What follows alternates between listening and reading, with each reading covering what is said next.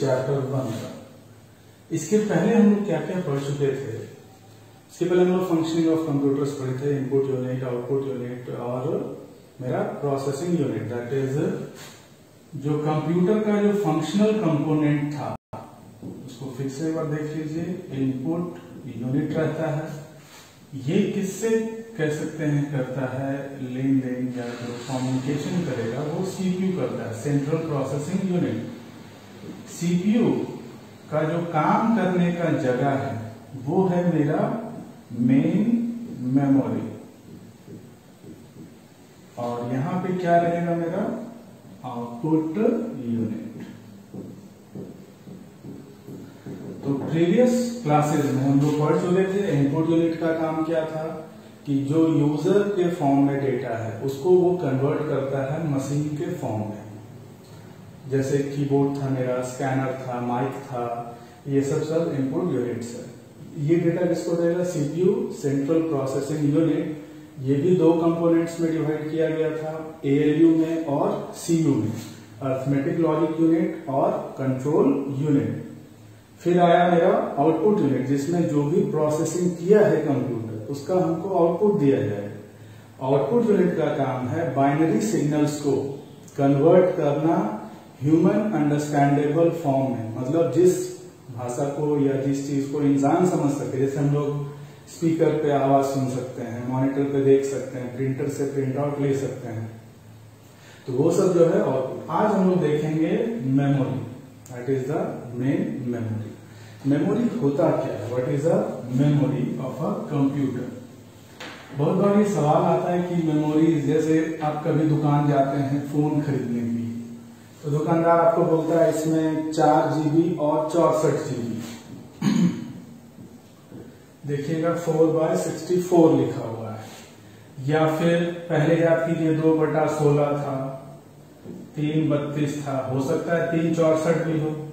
अब ये किसको डिनोट करता है और ये किसको डिनोट करता है? 4 GB जो कह रहा है वो मेरा क्या होगा? रैम। और ये क्या है उसका? रोम। रोम मतलब इंटरनल स्टोरेज। यहां भी ये क्या हो गया इसका? रैम। और ये क्या हो गया उसका? रोम। रोम ही कहता है लेकिन ये है उसका सेकेंडरी डिवाइस है जो कि डेटा को स्टोर करेगा। रोम क्यों बोलते हैं ये बात का चीज है। अभी आप क्या देखिएगा कि मेमोरी जो होता है उसको हम जो मेजर करते हैं वो जीबी में रहता है। वो तो आज का है, हम लोग जो देख रहे हैं जीबी में, लेकिन इसके पहले भी कुछ क्वांटिटीज है और इसके आगे भी कुछ क्वांटिटीज है। इसके आगे या इसके पीछे अगर चलते हैं, जैसे आप सुनते होंगे 1 MB, कोई फाइल डाउनलोड करते हैं, कोई इमेज डाउनलोड करते हैं, कोई गाना डाउनलोड करते हैं, तो वो कितना MB रहता है? कोई गाना अगर डाउनलोड करते हैं तो वो कितना MB का रहता है? 5 MB का। कोई फिल्म डाउनलोड करते हैं तो वो 700 MB का रह सकता है। ये 1 GB कब कहलाएगा? ये 1 GB कहलाएगा 1024 MB का। 1024 मेगाबाइट का होता है 1 GB। तो आज हम लोग इसी सब चीजों के बारे में पढ़ने जा रहे हैं। तो स्टार्ट करते हैं, चलिए। What is main memory of a computer? तो जो मेन मेमोरी है, it is known as a working area of CPU. ये सीपीयू का क्या है? काम करने का जगह है। नोट्स में है मेन मेमोरी। इसका काम क्या है? It is use to hold intermediate data and results. It works as a working place for the CPU. It holds the input and output. ये क्या रखेगा, क्या दिखाएगा? During processing। अभी सिर्फ हम मेमोरी का बात कर रहे हैं, ठीक है। मेमोरी को फिर से 2 कैटेगरीज में बांटा जाएगा। एक आएगा मेन मेमोरी, दूसरा आएगा secondary memory, that is primary and secondary. से बाद में आते हैं कोई भी मेमोरी होगा तो यहाँ मेमोरी एक स्टोरेज एरिया है, एक रखने का कह सकते हैं एक जगह है, जो कि हम लोग मेजर मेमोरी इज कह सकते हैं एरे ऑफ बिट्स और बाइट्स। मेमोरी में जो डिवाइड किया गया वो इस प्रकार से मेमोरी को तोड़ा गया है। अब ये एक एक सेल में डिवाइड किया हुआ है। मेमोरी क्या है? It is an large array of bytes which can hold data. ये एक लार्ज एरे ऑफ बाइट्स है जो कि डेटा को होल्ड करता है। और दूसरा इसका काम है कि जो भी काम होगा सीपीयू में, उसका डेटा जो लाया जाएगा या वापस रखा जाएगा वो किसमें रखा जाएगा? मेरा मेन मेमोरी। जितना भी प्रोग्राम मेरा चलेगा कंप्यूटर में वो सब मेन मेमोरी के पास आएगा। मेन मेमोरी एक तरह का it is a working area for CPU. तो मेमोरी क्या है? What is a memory? It is an कह सकते हैं large array of bytes which can hold data. ये एक लार्ज एरे है। एरे इस प्रकार से रहेगा। ये मेरा मेमोरीज है। ये अंदर में ऐसा डिवाइड है। ये आपको दिखेगा नहीं कि इसमें सेल्स कहाँ दिख रहा है। मेमोरी में तो हार्ड डिस्क में तो नहीं दिखता है, सीडी में नहीं दिखता है, रैम में नहीं दिखता है, वो दिखेगा नहीं, वो फिजिकल स्ट्रक्चर है। अंदर में कैसे वो रहता है उसका हम बात कर रहे हैं सर। ये इस प्रकार से क्या किया गया है? लार्ज एरे ऑफ बाइट्स में इसको डिवाइड किया गया। और हर मेमोरी का एक अपना एड्रेस है। ये मेमोरी है। अब इसका एक अपना साइज होगा।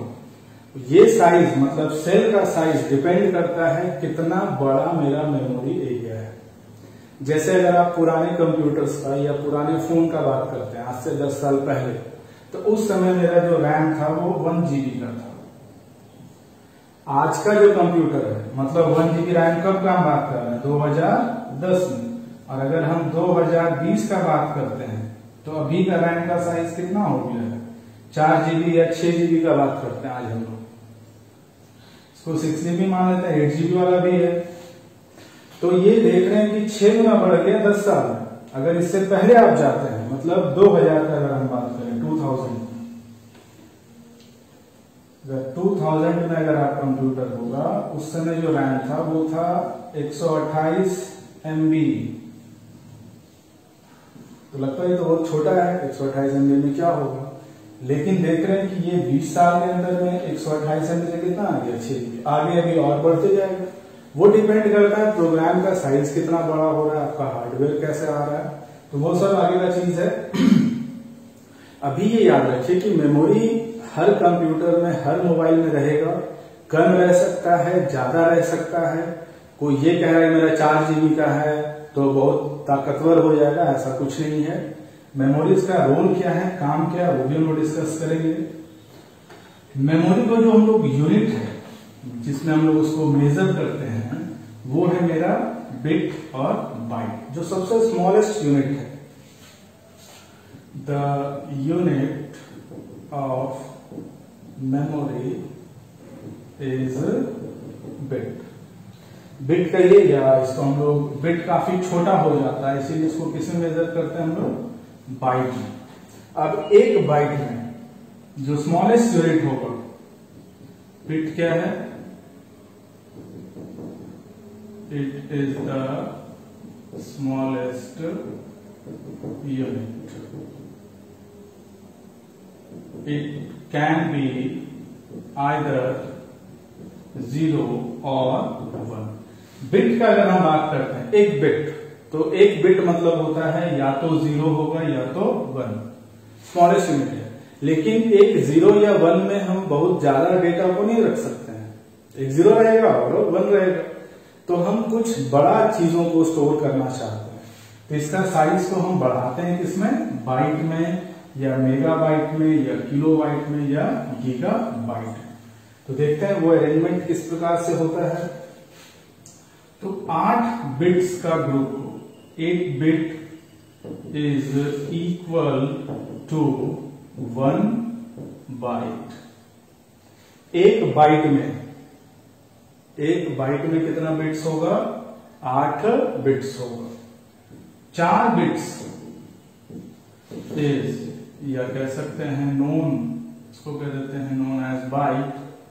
8 bits is known as byte. Bit और बाइट में अंतर है। एक बाइट मतलब कितना बिट हो गया? 8 बिट हो गया। 4 बिट को हम लोग क्या बोलते हैं? निबल।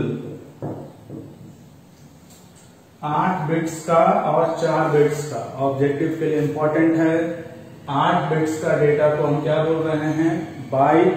और 4 बिट्स के डेटा को हम क्या बोल रहे हैं? निबल। तो इसको याद रखिएगा, group of 8 bits bytes and group of 4 bits nibble. अब आते हैं किलोबाइट्स, मेगाबाइट्स, गीगाबाइट्स वगैरह में। जो पीडीएफ है उसमें दिया हुआ है नोट्स, तो 1 बिट से तो स्टार्ट नहीं करते हैं। चलिए 8 बिट से स्टार्ट करते हैं। 8 बिट्स को हम क्या बोल रहे हैं?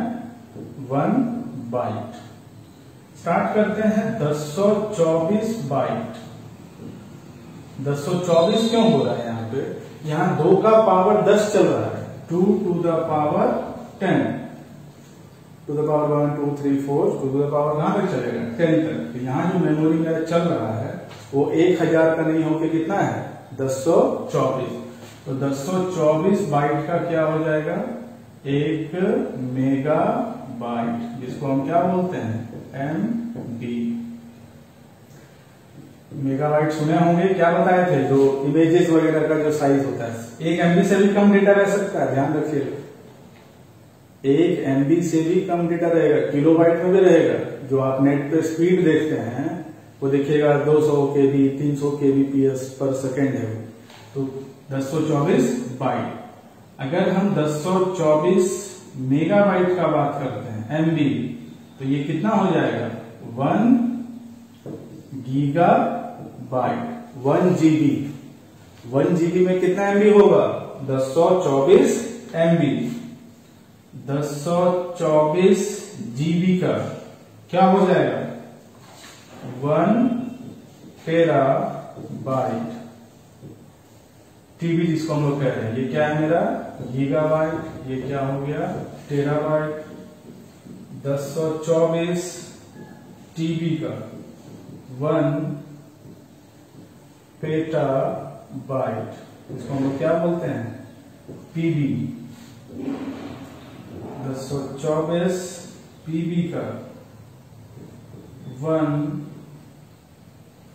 एक्साबाइट। देखिए ज्यादा जो पॉपुलर है अभी तक वो हम लोगों का GB तक है। अभी हम लोग 100 GB या 124 देखते हैं। मेमोरी कार्ड जो आता है वो 28 GB का, 128 GB का या 256 GB का। वही जब बड़ा हो जाएगा तो वो किस में चल जाएगा? TB। तो अभी तक हम लोग का काम किसमें चल जाएगा? TB में। तो ये सब आके जो क्वांटिटीज है वो कहाँ यूज होता होगा? तो ये सब जो सर्वर होता है, समझ मान के चलिए यूट्यूब का जो सर्वर हो, उसमें देखिए कि कितना वीडियोस है। फेसबुक का जो सर्वर है और भी जितना बैंक वगैरह का जो सर्वर है, उसमें GB में काम चलेगा? आजकल का जो फोन है वो देखिएगा 64 GB या 128 GB है, तो उसमें आपका पर्सनल डेटा है। लेकिन जहां पे पूरा वर्ल्ड का डेटा रखा हुआ है तो उसके लिए काफी बड़ा स्टोरेज चाहिए। तो ये सब जो क्वांटिटीज है वो काफी बड़ा क्वालिटी। तो ऑब्जेक्टिव के लिए ये सब थोड़ा सा याद रखिएगा। GB या PB तक फुल फॉर्म्स आ जाता है कभी। PB stands for, GB stands for, convert करें। ये इंपॉर्टेंट है 1024 वाला। 1000 नहीं होता है, 1024, that is 10 to the power 2 to the power 10 का ये रहता है। तो ये मेमोरी का है। मेमोरीज को डिवाइड किया गया है या कैटेगराइज किया गया है इसमें 2 कैटेगरीज में। एक है मेरा प्राइमरी मेमोरी और दूसरा है मेरा secondary memory, that is types of memory. तो देखते हैं हम लोग types of memory. Types of memory 2 categories में बांटा गया है। कौन कौन सा? प्राइमरी मेमोरी और दूसरा क्या है? Secondary memory. प्राइमरी मेमोरी किसको बोलेंगे? देखिए, प्राइमरी मेमोरीज आर वोलाटाइल। ये वोलाटाइल होता है, मतलब ये डेटा को तभी तक रखेगा जब तक इसमें पावर जा रहा है। जैसे जो आपका रैम है सिस्टम का या फोन का, वो डेटा को तभी तक रखेगा या ये टेम्पोररी डेटा को होल्ड करता है as long as power is supplied. तो देखते हैं टाइप्स ऑफ मेमोरीज एक एक करके। पहला मेरा प्राइमरी है और दूसरा है सेकेंडरी। तो प्राइमरी मेमोरी जो होता है, पहला क्या है मेरा primary memory. It is volatile in nature. It can store data only as long as power is supplied. ये डेटा को तभी तक रख सकेगा जब तक इसमें पावर दिया जा रहा है। जैसा ही हम उसका पावर को ऑफ करते हैं, इसका डेटा जो है वो कह सकते हैं डिलीट हो जाता है। तो रैम जो होता है, दैट इज रैम, ये एग्जांपल है किसका, प्राइमरी मेमोरी का। वोलेटाइल कहने का मतलब क्या हुआ कि ये कुछ समय के बाद इसका डेटा खुद ब खुद क्या हो जाता है, वैनिश कर जाता है, गायब हो जाता है। तो जो चीज को आप परमानेंटली स्टोर करना चाहते हैं, परमानेंट मतलब फ्यूचर यूज के लिए, कि नहीं ये डेटा रख दिए तो अब ये नहीं मिले, तो वो रखाएगा कहां पे, सेकेंडरी में, जैसे हार्ड ड्राइव हो गई। तो रैम जो है वो मेरा, इसका फुल फॉर्म क्या है रैम का, रैंडम एक्सेस मेमोरी। क्या है ये, रैंडम एक्सेस मेमोरी, जो कि है मेरा रैम। दूसरा जो मेमोरीज है, जो कि है मेरा सेकेंडरी। सेकेंडरी मेमोरी का काम क्या है कि जो ये डेटा है या इंस्ट्रक्शंस था, उसको ये परमानेंटली स्टोर करता है। That is secondary memory. It is used to store data या इंस्ट्रक्शंस, इंफॉर्मेशन